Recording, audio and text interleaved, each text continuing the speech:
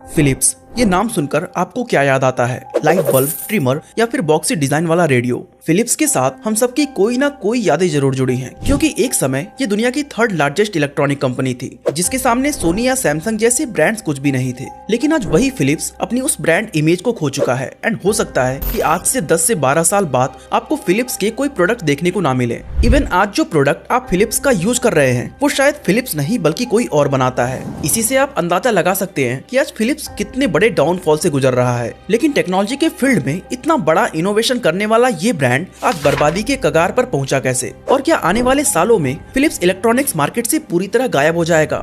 आइए इसे डिटेल में जानने की कोशिश करते हैं। दरअसल शुरुआत में जेरार्ड फिलिप्स अपने पिता फ्रेडरिक फिलिप्स के साथ मिलकर 1891 में नीदरलैंड के अंदर फिलिप्स कंपनी की शुरुआत करते हैं। फ्रेडरिक फिलिप्स पेशे से एक बैंकर थे और जेरार्ड एक इलेक्ट्रिक इंजीनियर थे। इस कंपनी की शुरुआत करते वक्त फ्रेडरिक फिलिप्स ने ज़ाल्टबॉम्बेल सिटी में एक खाली कारखाने को खरीदा और वहां इलेक्ट्रॉनिक प्रोडक्ट पर तरह तरह की रिसर्च करने लगे। काफी रिसर्च के बाद उन्होंने 1892 के दौरान कार्बन फिलामेंट बल्ब और कुछ दूसरे इलेक्ट्रोटेक्निकल प्रोडक्ट को मार्केट में उतारा। अब इन बल्ब की खासियत ये थी कि इनकी क्वालिटी मार्केट में मौजूद अदर ब्रांड से ज्यादा अच्छे थे एंड ये इकलौता ऐसा ब्रांड था जिसके बल्ब का लाइफ स्पैन 1000 घंटे से ज्यादा था। इस वजह से लोगों ने इसे खूब पसंद किया और फिलिप्स रातों रात तरक्की करने लगा। लेकिन इसकी रफ्तार में कमी आ गई जब बाकी के ब्रांड्स 1000 लाइफ स्पैन वाले बल्ब मार्केट में उतारे, वो वे फिलिप्स से कम प्राइस में। 1898 के दौरान कंपनी अब काफी मुश्किल हालातों से गुजर रही थी। प्रोडक्ट की सेल काफी डाउन हो गई और फिलिप्स ऑलमोस्ट बैंकरप्ट होने के कगार पर पहुंच चुका था। ऐसे में जेरार्ड फिलिप्स ने अपने छोटे भाई ऑन्टन फिलिप्स को कंपनी में शामिल कर लिया, जो उस समय वैसे तो सिर्फ 16 साल के थे लेकिन इंजीनियरिंग की डिग्री हासिल कर चुके थे। ऑन्टन ने इस कंपनी में सेल्स रिप्रेजेंटेटिव के तौर पर काम करना शुरू किया था एंड जल्द ही इन्होंने कई तरह की मार्केट रिसर्च की एंड कंपनी में मेजर चेंजेस किए, जिसके बाद फिलिप्स ने वापस से स्पीड पकड़ ली। इसके बाद 1920 तक दोनों भाई मिलकर वैक्यूम ट्यूब जैसे और भी कई इलेक्ट्रॉनिक डिवाइसेस मैन्युफैक्चर करने लगे एंड बाद में उन्होंने 2 कंपनीज मुल्लार्ड और वेल्बो को एक्वायर कर लिया। एंड दोस्तों, अब इन्होंने फिलिप्स को ग्लोबल मार्केट में एक्सपैंड करना शुरू कर दिया था। 11 मार्च 1927 को फिलिप्स ने अपने पहले शॉर्टवेव रेडियो स्टेशन पीसीजेजे की शुरुआत की एंड इसके 2 साल बाद ही 1929 में इसके सिस्टर स्टेशन PHOHI को भी स्टैब्लिश किया, जहां से डच लैंग्वेज में ब्रॉडकास्टिंग होता था। कुछ समय बाद यहां से हैप्पी स्टेशन शो की शुरुआत की गई, जो वर्ल्ड का लॉन्गेस्ट रनिंग शॉर्टवेव प्रोग्राम बन गया एंड 12 सालों तक इन स्टेशंस पर सक्सेसफुली ब्रॉडकास्टिंग होती रही। फिर आया मई 1940, जब जर्मनी ने नीदरलैंड पर अटैक कर दिया और उन ट्रांसमीटर्स को नाजी समर्थन ब्रॉडकास्टिंग के लिए यूज किया जाने लगा। सन 1930 के शुरुआती दिनों में ही कंपनी ने एक बिल्ट इन लाउड स्पीकर वाले रेडियो को मैन्युफैक्चर किया था, जिसका नाम था चैपेल। ये रेडियो मार्केट में खूब पॉपुलर हुआ और कुछ ही सालों में फिलिप्स रेडियो बनाने वाले नीदरलैंड की सबसे बड़ी कंपनी बन गई। इसके बाद 1939 के दौरान कंपनी ने दुनिया का पहला इलेक्ट्रिक रेजर इंट्रोड्यूस किया, जिसका नाम था द फिलिप्स शेव। लेकिन 9 मई 1940 को फिलिप्स के डायरेक्टर्स को पता चला कि आने वाले कुछ ही दिनों में जर्मन्स नीदरलैंड पर अटैक करने वाले हैं। ऐसे में ऑन्टन फिलिप्स और बाकी के फैमिली मेंबर्स कंपनी की बड़ी पूंजी को अपने साथ लेकर यूएस चले जाते हैं और इस तरह वर्ल्ड वॉर 2 के दौरान भी फिलिप्स अपने ऑपरेशंस को यूएस में बैठकर रन करता रहा।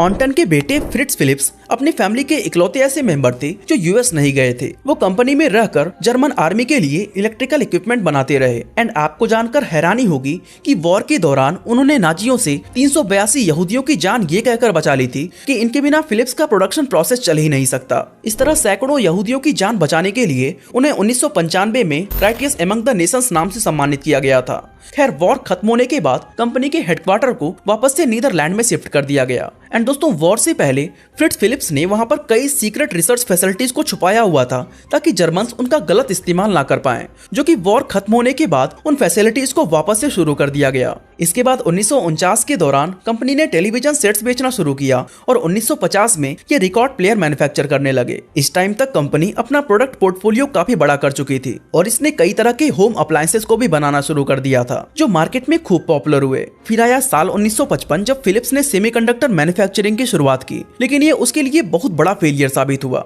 इनके सेमीकंडक्टर्स में कई तरह की कमियां थी जो सही से वर्क नहीं कर रहे थे, जिसके बाद सारे प्रोडक्ट को मार्केट से वापस मंगाया गया। 1963 में कंपनी ने कॉम्पैक्ट ऑडियो कैसेट टेप को लॉन्च किया, जो बहुत ही ज्यादा सफल रहा, लेकिन बाद में धीरे धीरे इसकी पॉपुलैरिटी घटने लगी। इसी दौरान सैमसंग और सोनी जैसी कंपनीज तेजी से ग्लोबली एक्सपैंड हो रही थी और होम अप्लायंसेस की कैटेगरी में फिलिप्स से सस्ते प्रोडक्ट उतारकर इसका मार्केट शेयर कैप्चर कर रही थी।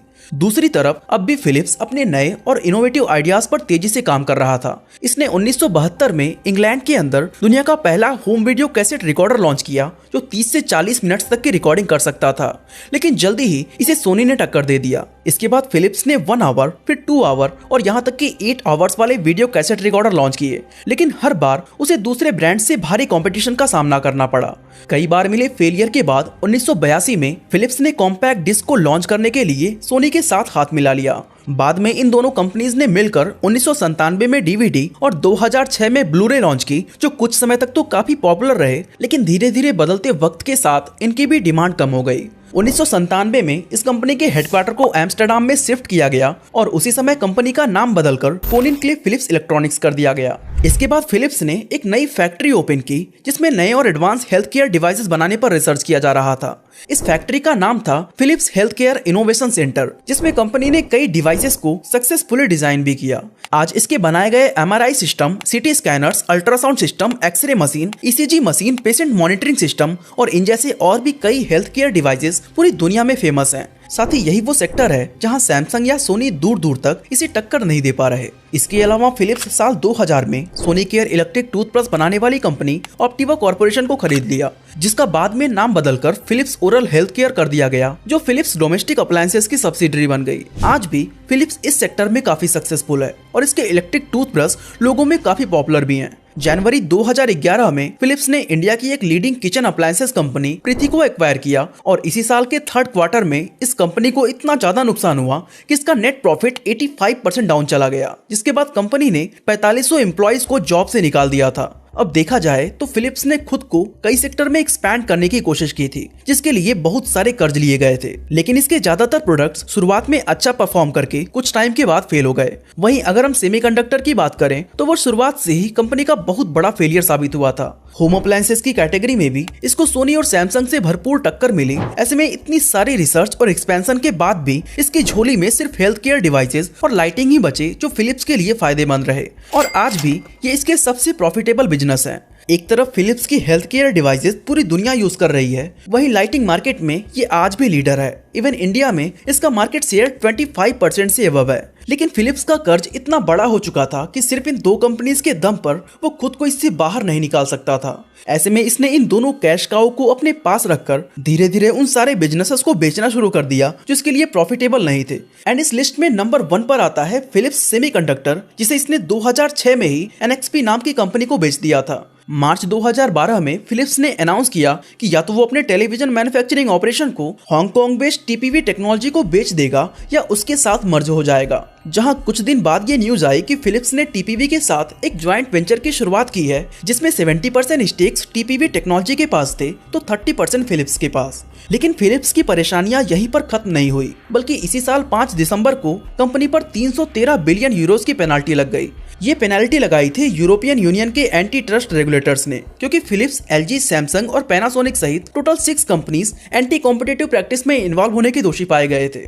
मामला ये था कि इन कंपनीज ने आपसी सांठगांठ से सीआरटी, जो ओल्डर टेलीविजन और कंप्यूटर मॉनिटर्स में यूज किया जाता था, उसके प्राइस को फिक्स कर दिया था, जिसके चलते कस्टमर लिमिटेड ऑप्शन और हाई प्राइस पर उन्हें खरीदने के लिए मजबूर हो गए थे। ये कार्टेल लगभग 1 डेकेड तक चलता रहा एंड बाद में दोषी पाए जाने पर यूरोपियन यूनियन ने इन सारी कंपनीज पर टोटल 1.47 बिलियन यूरोस की पेनल्टी लगा दी, जो इतिहास की सबसे बड़ी एंटी ट्रस्ट पेनल्टी थी। और इनमें सबसे बड़ा फाइन फिलिप्स पर लगा, जिससे कर्ज में डूबी इस कंपनी की कमर और टूट गई। इसके बाद 29 जनवरी 2013 के दिन फिलिप्स ने अपने ऑडियो और वीडियो बिजनेसेस को जापान बेस्ड फुनाई इलेक्ट्रिक को 150 मिलियन यूरोज में सेल कर दिया। फुनाई इलेक्ट्रिक इन प्रोडक्ट्स पर नेक्स्ट 5 ईयर तक फिलिप्स ब्रांड का यूज करना चाहता था, इसलिए उसने फिलिप्स को लाइसेंसिंग फी पे की और उसके नाम का यूज करने लगा। इसी साल फिलिप्स ने कंपनी के फुल नेम से इलेक्ट्रॉनिक्स वर्ड को रिमूव करके रॉयल फिलिप्स एनवी कर दिया। इसके अलावा और भी कई छोटे बड़े चेंजेस किए गए, मगर फिर भी कंपनी को कोई सेटिस्फाइड रिजल्ट नहीं मिला। फिर आया साल 2014, जब फिलिप्स ने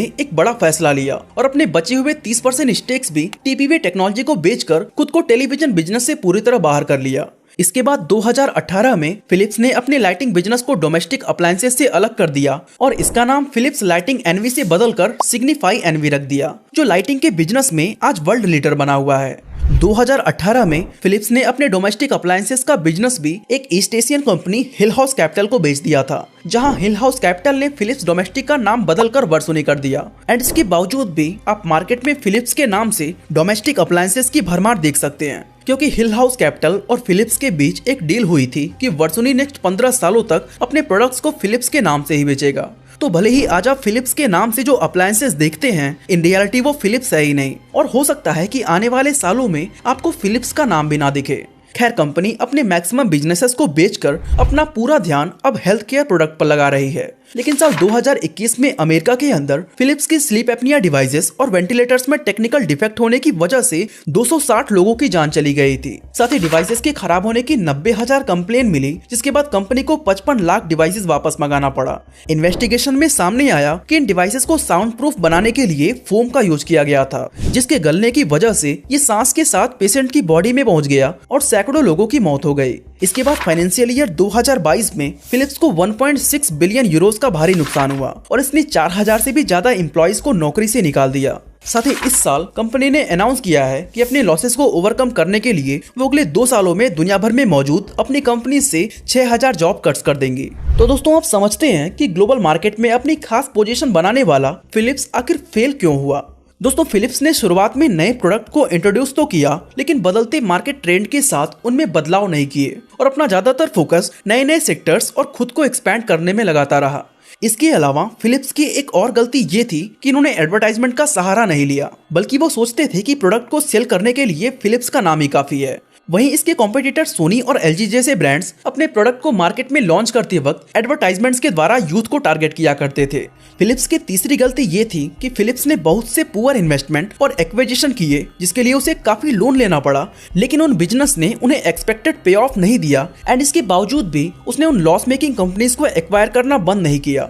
फिलिप्स कंपनी में काम करने वाले पीटर जैनसन का कहना है कि फिलिप्स की टेक जायंट वाली इमेज धीरे धीरे अब खत्म होती जा रही है, क्योंकि इसने नीदरलैंड और इंटरनेशनली अपने R&D में बहुत बड़ी कटौती की है। इसके अलावा इन्होंने टेक्नोलॉजी को डेवलप करने की जगह अपना ज्यादातर फोकस अलग अलग कंपनीज को एक्वायर करने पर लगाया है। रॉगर विल्को, जो मिड 90s में फिलिप्स फिजिक्स लैब में एम्प्लॉय थे, उनका कहना था कि कंपनी में बहुत सारे आइडिया बॉक्सेस मौजूद थे, लेकिन कभी भी उन आइडियाज पर काम नहीं किया गया।